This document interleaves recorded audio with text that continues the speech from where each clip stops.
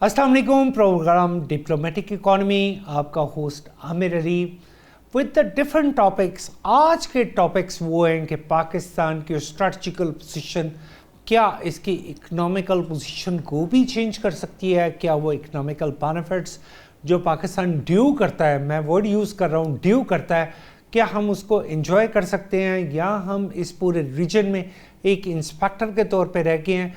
इस पे हम बात करेंगे और हमारे साथ शामिल होंगे रिटायर्ड कर्नल सैफ कुरैशी साहब जो हमारे साथ मौजूद हैं, एक्स चेयरमैन है प्राइम मिनिस्टर इंस्पेक्शन कमीशन के, और उसके साथ हमारे साथ कर्नल अतर साहब मौजूद हैं, हमारे बड़े रेगुलर हमारे साथ होते हैं कर्नल अतर साहब। इन दोनों को हम ज्वाइन करेंगे। मैं शुरू करूँगा कर्नल साहब आपसे। कर्नल साहब, ये जो रीसेंट डेवलपमेंट हुई है पूरे रीजन में, और इसे मैं रीजनल डायनेमिक्स में देखना चाहता हूँ कि not only Pakistan with Saudi Arabia and with Turkey, इसके डायनेमिक्स फैल भी सकते हैं, और फैलते हैं तो पाकिस्तान बीइंग अ की partner, how we can play our role. बिस्मिल्लाहिर्रहमानिर्रहीम। देखिए जी, नया ग्लोबल ऑर्डर तश्कील पा रहा है। ईरान की फतह के बाद अमेरिकन प्रेजेंस मिडल ईस्ट में ना सिर्फ कम होगी बल्कि इनफेक्टिव हो जाएगी और विजिबल भी नहीं होगी, जहाँ के ऊपर ईरान बार बार टारगेट कर सके। ये मिडल ईस्ट के मुस्लिम कंट्रीज़ के लिए भी बेहतर है और ये अमेरिकन इंटरेस्ट में भी बेहतर है।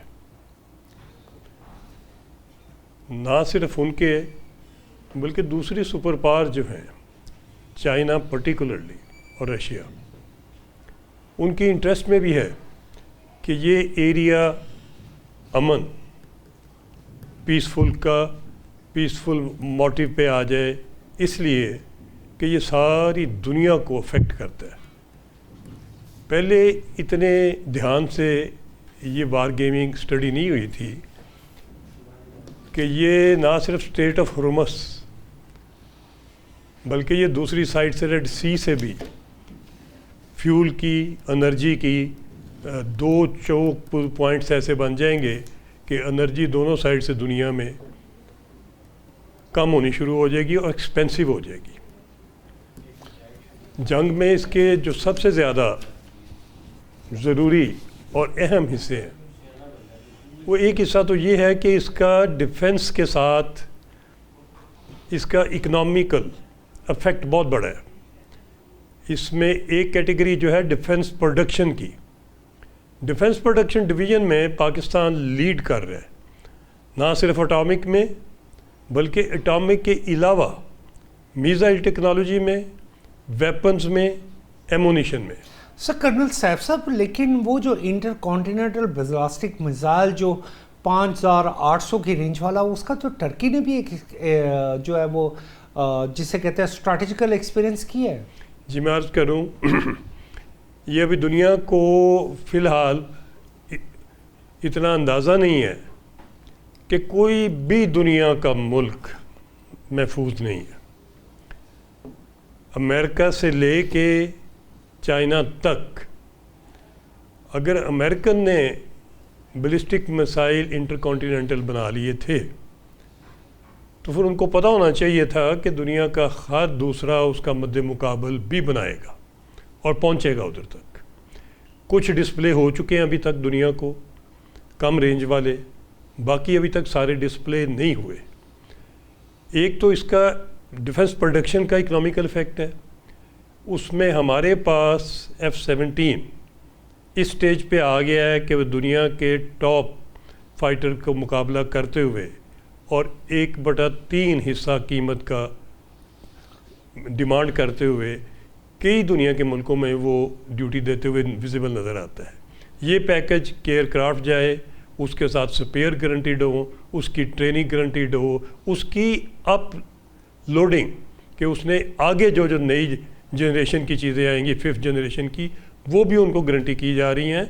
और उसमें परस्यू करने में इस वक्त ये ट्रायंगल जो है ये बड़ी तेज़ी से उस गैप को फिल करेगी। वो गैप है जी पैसे का, وہ گیپ ہے فنانسز کا.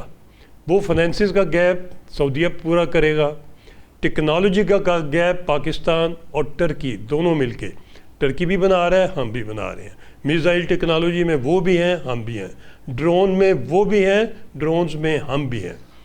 آگے وار جو جتنی ہاریزنٹل سے ہو کے ورٹیکل بن گئی ہے, ابھی کی وار ساری ورٹیکل ہے, یہ سیٹلائٹ کنٹرولڈ ہے. یہ ساری آپ کو اوپر سے افیکٹ کرے گی تو گراؤنڈ ٹروپس نیچے سے موو کریں گے. یہ جو نئی ڈیمینشن آئی ہے, اس ڈیمینشن کو فیڈ کرنے کے لیے, اس کو نئی انڈسٹری لگانے کے لیے. سر کرنل صاحب مجھے جانا پڑے گا سر کرنل اطہر صاحب کی طرف. کرنل صاحب آپ ہمارے ساتھ موجود ہیں. جی کرنل صاحب بڑا اسٹریٹ سا کویسچن ہے کہ جیسے کرنل سیف صاحب نے ہم سے ڈسکس کیا, انہوں نے ہمیں کچھ چیزوں کو ہائی لائٹ کیا, انہوں نے جو ہائی لائٹ کیا اور وہ ہائی لائٹ کرنے کا سسٹم کیا ہے, انہوں نے کہا جی کہ ٹیکنالوجی ہے پاکستان کے پاس, ٹیکنالوجی ہے ٹرکی کے پاس, لیکن اگر ہم اس ساری ٹیکنالوجی کا فائدہ اٹھا سکتے ہیں تو پاکستان کے پاس ایسی کون سی چیز ہے جو ہم آفر کر سکتے ہیں, یعنی کہ with the coordination of Saudi Arabia.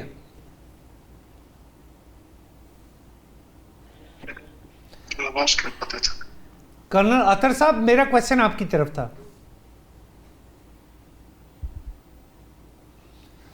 Colonel Athar صاحب آپ کو میری آواز آ رہی ہے؟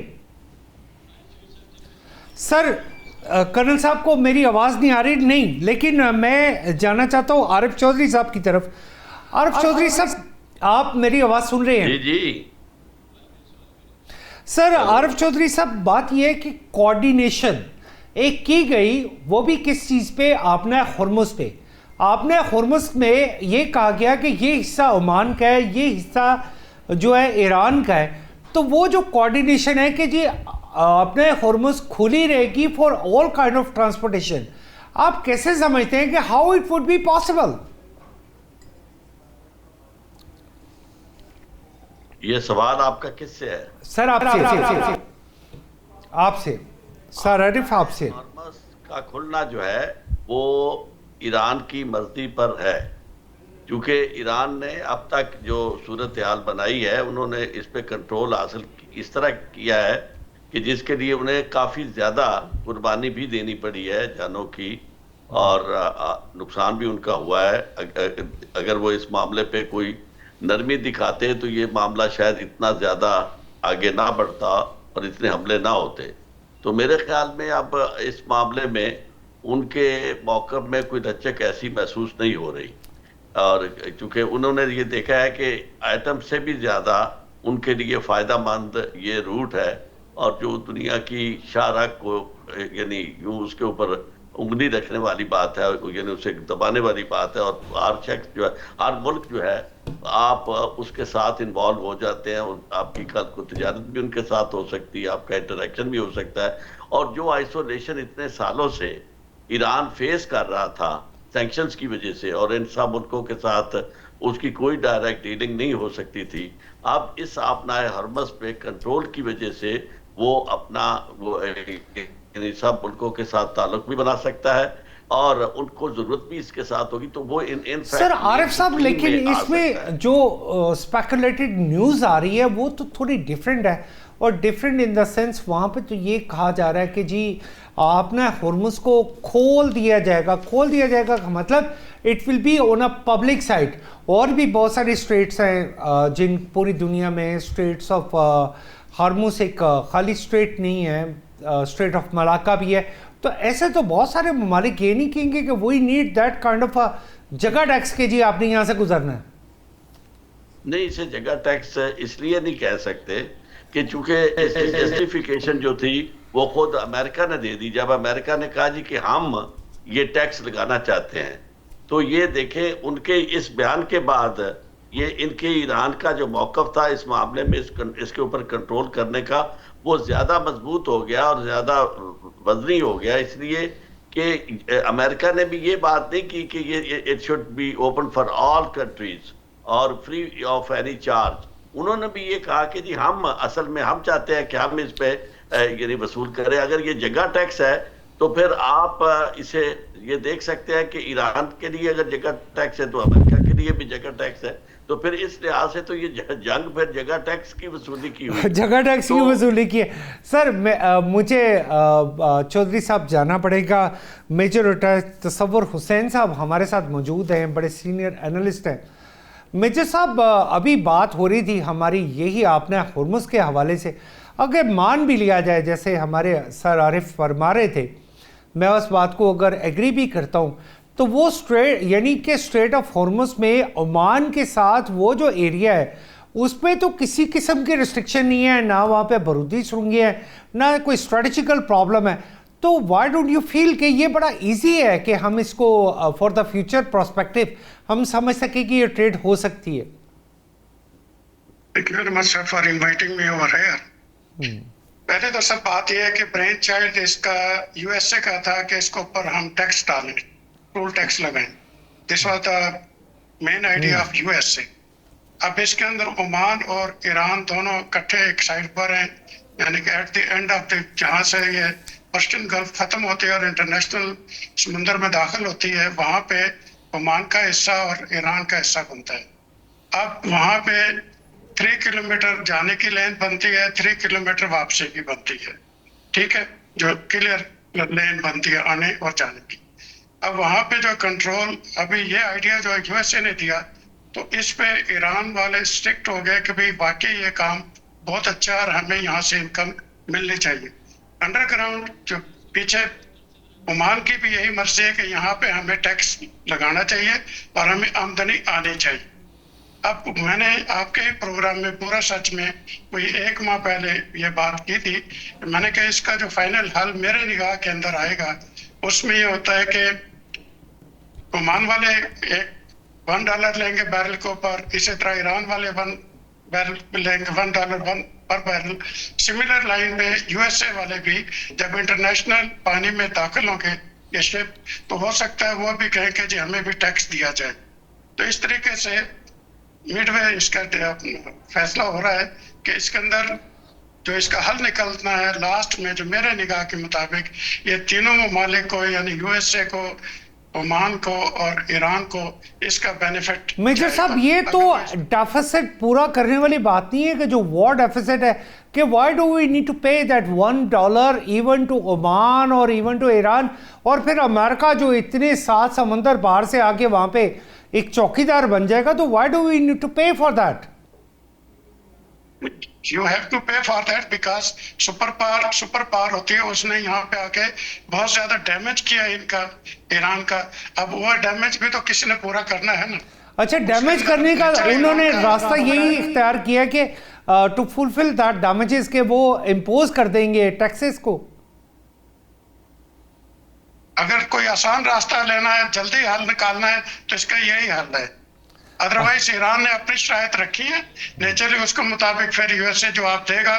میرا خیال ہے کہ یو ایس اے کو اب جھکنا پڑے گا, کیونکہ ایز پر جو ان کے واشنگٹن کے جو نیوز پیپر ہیں ان کے مطابق بہت زیادہ ان کا مسائل جو ہے اسٹوریج وہ ایگزاسٹ ہو چکے ہیں, اور ابھی ان کو فیس آ رہا ہے کہ ہم اگر چائنا کے ساتھ یا رشیا کے ساتھ اگر ہمارا کبھی واسطہ پڑ جاتا ہے نیئر فیوچر میں, تو ہم ان کا مقابلہ نہیں کر سکتے. اس لیے وہ بھی اس جگہ سے نکلنا چاہ رہے ہیں. میجر صاحب بالکل میں آپ کی اس بات سے ایگری ہوں, کیونکہ آج میں نے بھی جو نیوز سنی وہ یہی تھی کہ جناب ٹرمپ صاحب جو ہے نا, انہوں نے ایک میٹنگ کال کی ہے اور سینٹ کام میں بیٹھ کے انہوں نے یہ بات کی ہے کہ it is really some thing very serious that this news have been disclosed. انہوں نے یہ ورڈ یوز کیا. اگر یہ بات ایسی ہے, ویل ہمیں آگے بڑھنا پڑے. سر کرنل اطہر صاحب آپ ہمارے ساتھ موجود ہیں. جی بالکل سر کرنل صاحب تھینک یو, آپ نے ہمیں جوائن کیا. میرا ڈائریکٹلی کویسچن کہ پاکستان اگر ٹرکی کے ساتھ مل کے ایک الائنس بنا رہا ہے, اور موسٹ پروبیبلی پاکستان, ٹرکی, سعودی عربیہ, اور اس میں یہ بھی اسپیکولیٹ کیا جا رہا ہے کہ اس میں اور بھی کنٹریز شامل ہو جائیں گے, جیسا جو آپ مجھ سے بہتر جانتے ہیں. تو اس کے بعد میرے اسی کویسچن کا سیکنڈ پارٹ ہے کہ ہاؤ اباؤٹ دیٹ کان, جسے خان یا کان کہا جاتا ہے, کان پروگرام فرسٹ جنریشن، جسے پہلے تو ٹرکی کا انڈیجنس پروگرام سمجھا جا رہا تھا، لیکن آپ کو لگتا ہے کہ there is some collaboration between Pakistan, Turkey and Saudi Arabia to carry on with this project? جی، تمام ناظرین اور سامعین کو آداب عرض ہے. آپ نے بڑا اچھا کویشچن کیا ہے عامر صاحب، کہ سب سے پہلے یہ جو ابھی ریسنٹلی کنکلوڈڈ ٹریٹی ہوئی ہے میکا ڈیکلیریشن ڈیفنس کی، اس کے بارے میں کہ اس میں ٹرکی کو شامل کیا گیا ہے. یہ پہلا معاہدہ ہے کہ جس میں ایک جو معاہدہ کنکلوڈ جو سائن ہوا ہے وہ مکہ میں ہوا ہے.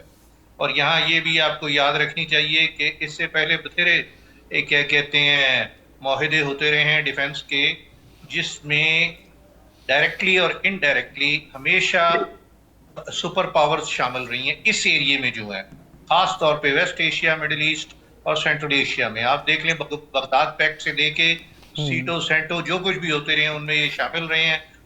کیا جی سی سی کے تمام ممالک میں امریکہ شامل رہا ہے. اب یہ واحد ایک ابھی معاہدہ ہوا ہے جس میں تینوں اسلامی ملک ہیں اور امریکہ کی کوئی انٹرفیرنس نہیں ہے. اس کو کرنے کی مین وجہ یہ ہے کہ ابھی یو ایس کی جو سٹے ہے ان جی سی سی کنٹریز میں یا ویسٹ ایشیا میں، وہ اسرائیل کے علاوہ باقی تمام جگہوں پہ انٹینیبل ہو گیا ہے. جو اس کے یہ 7 بیسز تھے ان کنٹری میں، سارے کے سارے اب وہ کنکلوڈ کر کے ان کو وڈرا کر رہا ہے اسرائیل میں. اور اس کی انہوں نے ابھی کانگریس نے جو ابھی $1.5 ٹریلین اپروو کیا ہے، اس میں انہوں نے صاف صاف یہ کہہ دیا ہے کہ these bases to be withdrawn to Israel and it should be, تمام operation should be done in collaboration with Israel leadership. So آپ یہ دیکھیں گے امریکہ کے یہاں جو ان فیوچر آپریشنز ہوں گے ان میں ڈائریکٹ انٹرفیئرنس اسرائیل کی ہوگی. یعنی یہ پروویژن آپ کا مطلب ہے کہ this is a close engage already in that $1.5 trillion that clause have been made. ہاں جی، اس میں بالکل صاف یہ ابھی لکھا گیا اور مینشن کیا گیا. ابھی آپ یہ یاد رکھیں کہ یہ کیونکہ یہ ویکیوم پیدا ہو گیا ہے، اس ویکیوم کو فل کرنے کے لیے ابھی ایک یہ ریجنل ایکارڈ کیا گیا ہے. ابھی اس میں جہاں تک تعلق ہے ایران کا، ایران کی کیونکہ اس خطے میں بڑی امپورٹنس ہے. ایران کو ویسے بھی گلف کا پولیس مین کہا جاتا تھا، تو وہ یہ ساری جو کیا یہ مملکتیں ہیں جی سی سی کولیبریشن سوری کنٹریز جو ہیں ان پہ ان کا کلاؤٹ ہے ایران. اس کو کسی طریقے سے آپ کیا نلیفائی نہیں کر سکتے. تو اسی لیے وہ ان سے ڈیمانڈ کر رہا ہے. ایران اپنا رائٹ سمجھتا ہے. وہ کس لیے رائٹ سمجھتا ہے؟ ایک تو کہتا ہے مجھے یہ پچھلے 50 سال میں جو مجھ پہ سینکشنز لگی ہوئی ہیں اس میں میرا جو نقصان ہوا ہے وہ کسی طرح سے فل کیا جائے. دوسرا کیونکہ جو میرا کنٹرول ہے گلف کے کیا اسٹریٹ آف ہارمز پہ، اس کے میں نے وہ لینا ہی لینا ہے ان سے ابھی کیا کہتے ہیں یہ اس کے چارجز کرنے.